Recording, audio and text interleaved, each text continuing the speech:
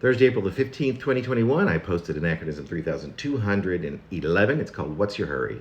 I wake up anxious and spring quickly from my mattress to upright, my feet barely on the floor. I'm nervous. I'm pacing the tiny path that fits within the confines of this little box I call my home. Back and forth I go at this for a few minutes, wondering about coffee only long enough to send me into an even more of a panic. There's no time for me to put on a pot. I don't even think, as I'm immediately all down on my laptop keyboard checking messages. There are none, of course.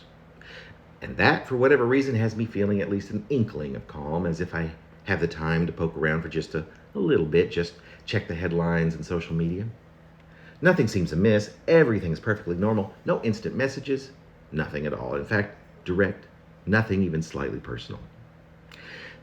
The only thing that catches my eye is that someone for whom I used to have no small amount of respect and even admiration is going about making people furious. And that might include me, but my default is to ignore such blips. In fact, it's second nature.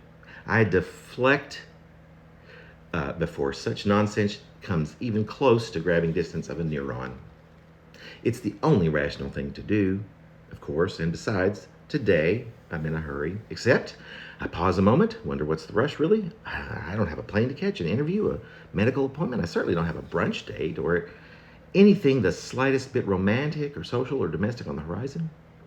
And try as I might, and I do, I cannot begin to pinpoint what it is that I'm in such a magnificent rush to do. Can't figure out whatever it is that I know I must, within the confines of a calendar's parameter, accomplish.